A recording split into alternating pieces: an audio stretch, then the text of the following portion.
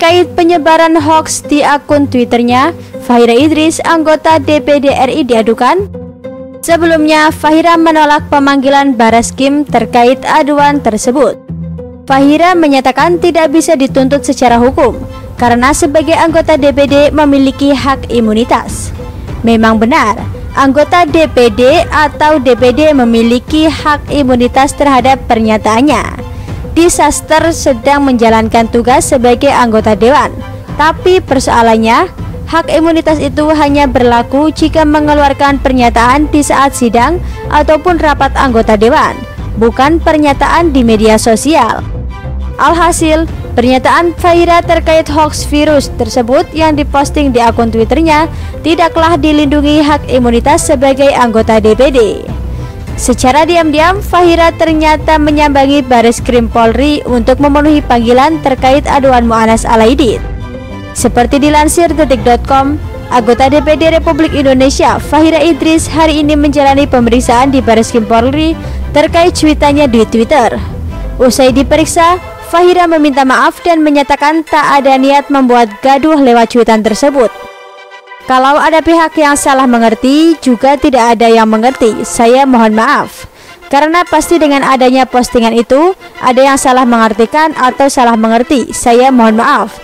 Jadi tidak ada niat membuat gaduh. Saya minta maaf bila dianggap membuat gaduh, kata Fahira di gedung Bareskrim Polri, Jalan Trunojoyo, Jakarta Selatan, Jumat 6 Maret 2020.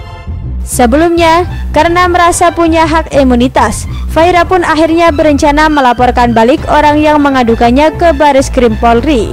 Tetapi terakhir dia juga membatalkan rencana tersebut. Hak imunitas anggota DPD atau DPR tidak diberikan untuk semena-mena dan bukan tanpa alasan. Hak itu dibatasi oleh etika politik DPR. Seperti yang dikatakan oleh Direktur Eksekutif Pusat Studi Hukum dan Kebijakan Indonesia atau PSHK, Bivitri Susanti kepada Hukum Online. Hak imunitas atau hak untuk tidak dituntut secara hukum atas pernyataan di dalam sidang parlemen bertujuan untuk melindungi anggota parlemen agar mereka lebih bebas dalam menjalankan tugas pengawasannya. Karena anggota DPR harus meminta keterangan atau mempertanyakan sebuah asumsi. Jika tidak dilindungi oleh hak imunitas, maka mereka tidak akan dapat bekerja secara efektif.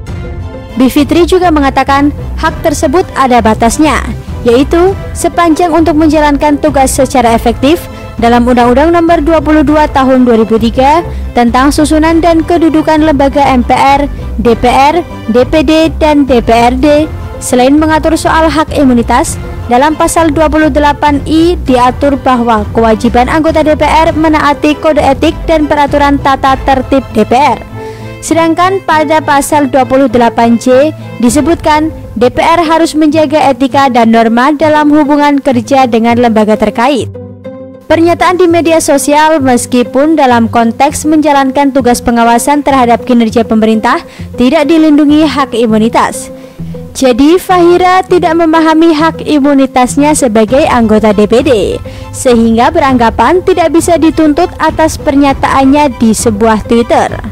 Jelas ini sangat disayangkan. Seorang anggota DPD tidak memahami apa itu hak imunitas, sehingga bisa semena-mena menyebarkan hoaks di media sosial.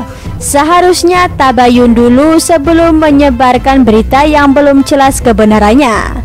Kalau semua pernyataan anggota dewan dilindungi hak imunitas, bisa dibayangkan seperti apa kegaduhan politik di negara ini.